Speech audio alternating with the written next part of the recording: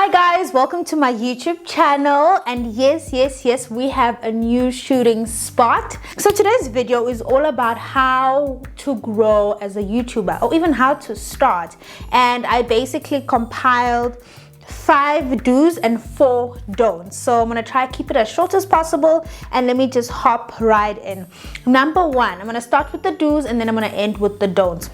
Number 1, have a why. Why are you starting a YouTube channel? So you can have a number of reasons why you could start a channel. You want to teach something, you want to help people, or you just want to entertain. But have a why. Why are you doing this? So I found that the most sustainable YouTube channels are the ones where people are helping somebody. Whenever I go on YouTube, I'm not really looking for entertainment. I'm looking to learn something. So this could be, I'm looking to learn how to do my brow, or I'm looking to learn how to study the Bible, or how to be a better person, to feel motivated. So have a why. What do people leave your channel with? Is it just entertainment, which is also okay, but you have to really keep that up? Or are you teaching something, or are you impacting lives? Number 2, what is your niche? There must be something common in all your videos. Listen, all your videos don't have to be the same. You can go from doing a makeup video or a hair video to doing a motivational video. You can literally go wild, but there has to be something common about your videos. What is your message? What message are you putting out there? So I think an important thing for YouTubers is to not depend on your audience.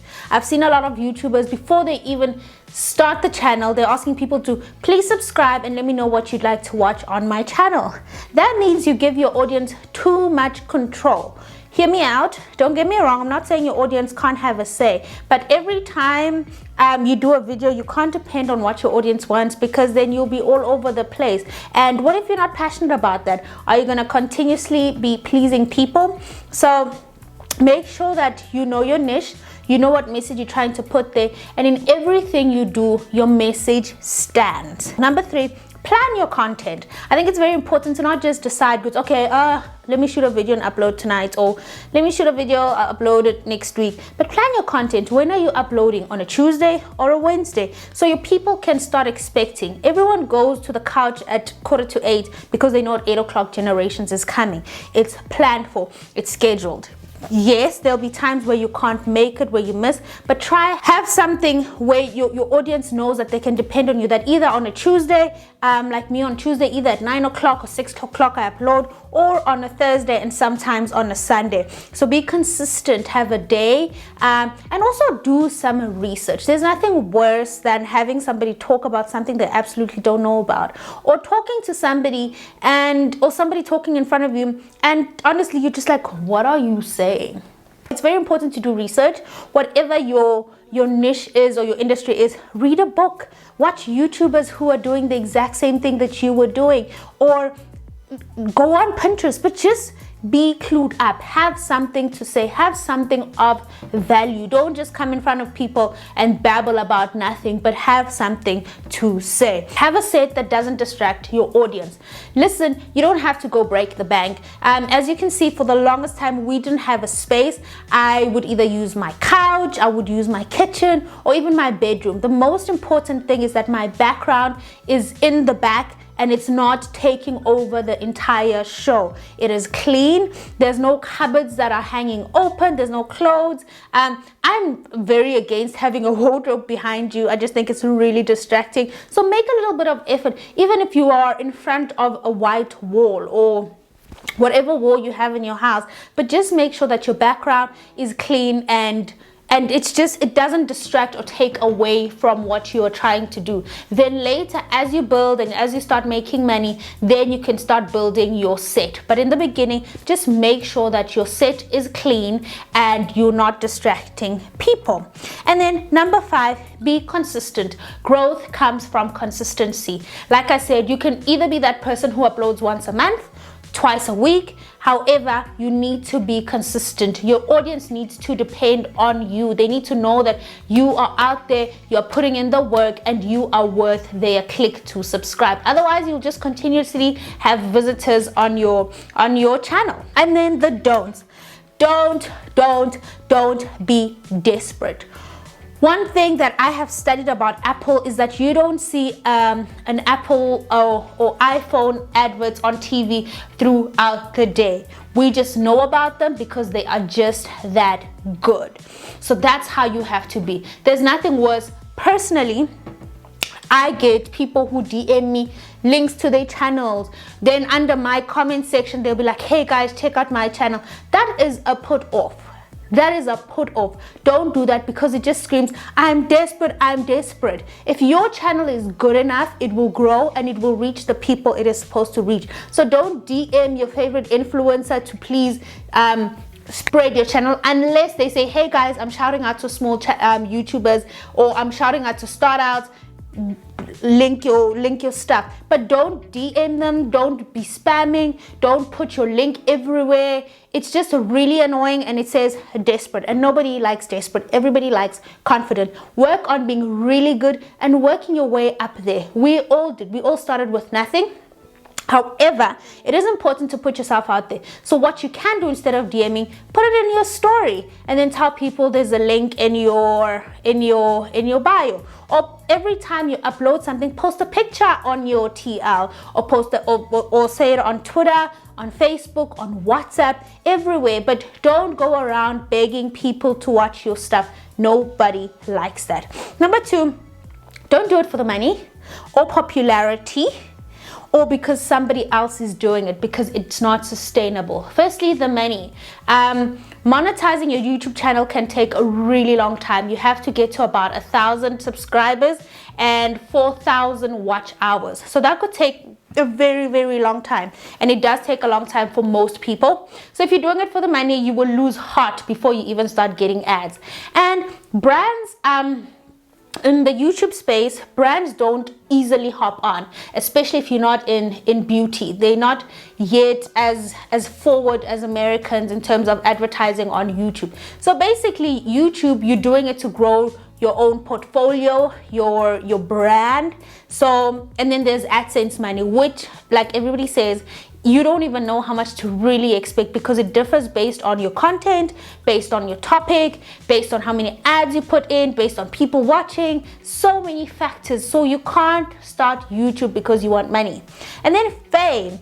Fame comes and goes, and popularity dips like this. One day you're in, one day you're out. And if you're starting it for that, it's honestly, I don't think it's the right reason to start a YouTube channel. You will just probably suffer from anxiety, because 1 minute people care and 1 minute people really don't. So you don't want to depend on trending all the time, and you don't want to depend on being the it person. Just do it because you really want to do it. And I said, or somebody else is doing, just because this person, I'm a big fan of them, or I really admire them and they do it so well, does not mean you need to do it. Not everybody is made for this, and that's okay. Everybody has their own gift. Everybody has their own place. Stick to your lane. However, if you think that this is it, try it. By all means, there's enough space. There's enough room in the YouTube space. Go for it. But just make sure you're not doing it because this one is doing it and you think you can do it too. Don't try imitate. Be the best version of you. Mihlali is good at being Mihlali. Thandi is good at being Thandi. Sino is great at being Sino. Don't try be them. Be yourself. Because if you're trying to be them, people are going to watch the originals, not you. So be yourself. Don't try imitate. You can be inspired. We're all inspired. We all watch videos of other YouTubers and we're inspired, and we create content based on inspiration, but not imitation. Because people will always choose the original. Yes, there's Louis Vuitton on Small Street, but Louis Vuitton is still thriving because it's the legit thing. Number 4, don't overspend in the beginning. Like I said, in the beginning, focus on your personality, focusing on harnessing your craft, focus on being good. People subscribe because of personality, not so much on all the equipment. We mentioned in our video, we started with a phone in a box, and that was okay, but we worked on being better communicators, being better at educating ourselves, and then eventually things just catch on, things happen, you grow, and the money comes, and then you start investing in quality. But if you've got a good phone, get some good lighting, a clean wall, that's it. You start from there. So basically those are my 5 do's. and my 4 don'ts. I hope this really really helps you and it gets you started. And remember, YouTube is one of those things, in fact the influencer space is one of those things where someone can't give you a manual on saying do this, don't do this, do this, don't do this, do this. It's you figure it out as you grow and you keep going and you keep on growing. So yeah, I'm gonna give it over to Brendan, who is going to do the technical side of things. So I'm just pretty much gonna talk about the technical side of starting a YouTube channel, and I'm gonna try and break it down to very understandable, simple methods of kind of really getting the gist of the technical sides of starting a YouTube channel. I think I've already said that, but anyway, so basically I think the most important things are lighting, audio and video. So I'm gonna go in it, I'm gonna talk about it in that order because I really think that's the way you should approach it, starting with the lighting. By starting with the lighting, what I mean is you want to make sure that you understand the dynamics of wherever you're shooting. So if you're shooting in a room, find the best room that's like really well lit. If you have great natural light in that room, that's a great way to start. But if you don't, that's when you'd have to then invest in a light, because lighting is just going to make your video so much more flattering, and it's going to kind of it just directs people to where you want them to look. If I wasn't using the light, this is how the shot would look. So you can see the shot's got it's going nowhere. It's just flat.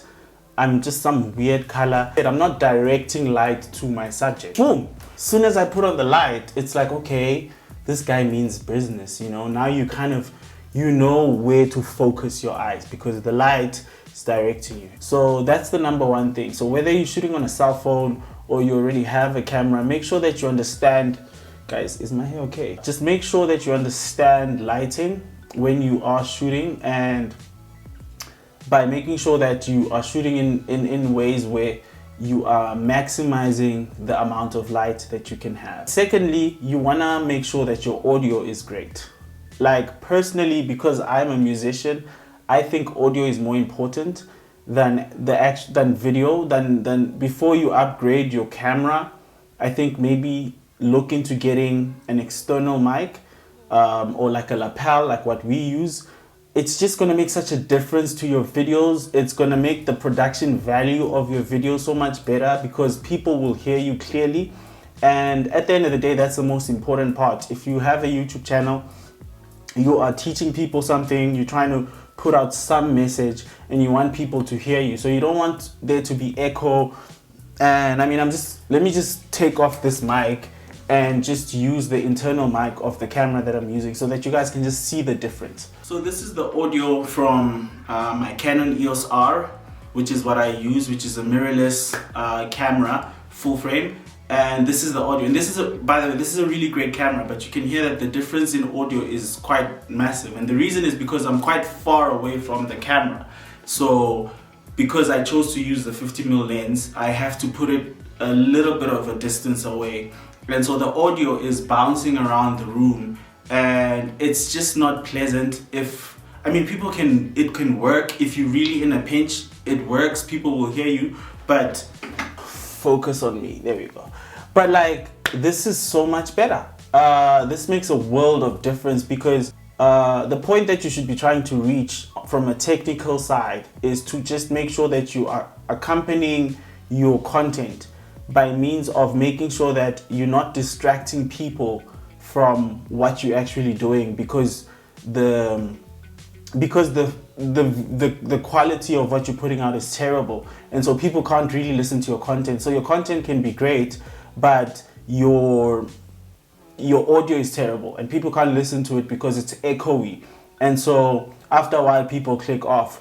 So things like that are very important. So audio for me will be the second thing that I would invest in. These mics go for around 400 Rand, so they're really not expensive. In fact, I think 200 and something if you're getting just like a singular one. And it's a really, really good buy.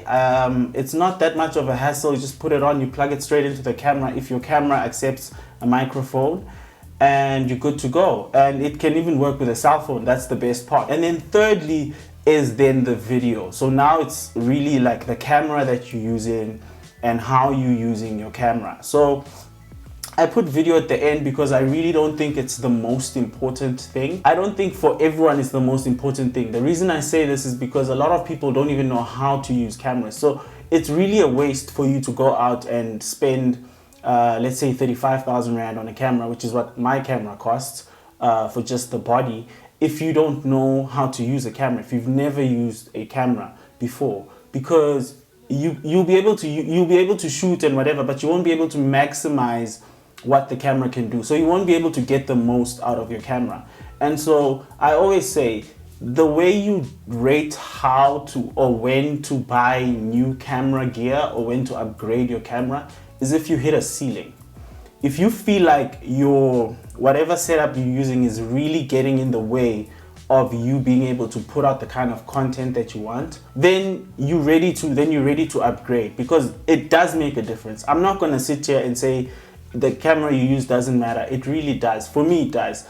It matters in a sense that it's your brand, and it's the way you put out your brand. So the way people will view your channel because of how it looks is gonna be different from if it was just something that you're doing part-time. You know, it's gonna look like, oh, you take this so much more seriously. So yeah, so those are just my tips on how to approach YouTube in terms of technically.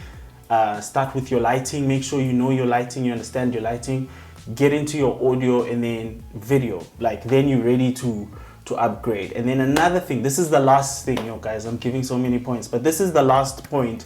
Learn how to use a camera. Like, learn how to use your camera in manual settings, because there's certain things that you won't be able to achieve if you just, the first thing you do when you get a camera, you're putting it in automatic, because then you're letting the camera kind of think for you, and it's not going to know what you want to do. I'll just talk to you guys through what we use for our videos in case you like our videos and you want your videos to look similar to what we're doing. So I use a Canon EOS R as the main camera, and then I have a 50mm 1.8 EF lens, which is like 2,000 Rand.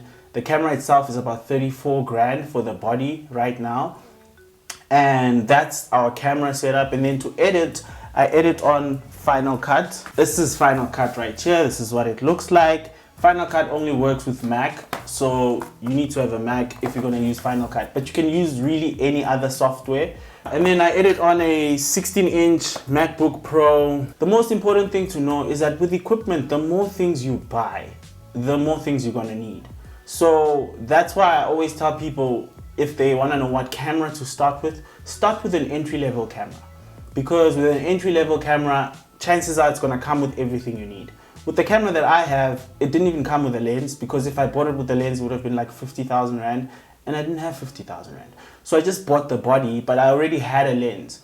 But now, because now I'm shooting bigger video files, I need a bigger laptop. You understand? Now I need faster memory cards, and things just continue. It's just, you just need more and more. So if you're gonna invest, do your research, make sure that you are ready, because it's not as simple as saying, okay, the camera is 30,000 Rand and that's all I need. You're gonna need a lens. I mean, right now I'm looking at upgrading my lens to a more expensive lens, because I realize that I'm holding back my camera by putting a cheap lens on an expensive camera body. So it's just really know that you are ready to like get into it, and your channel needs to be doing well. Make sure that you're shooting in the right light, you're getting your framing right from the get, and you should be good to go. Like, your stuff is going to be amazing. And be very mindful of audio. Even if you're using onboard audio if you're using audio from your phone or from your camera, if a truck is passing by,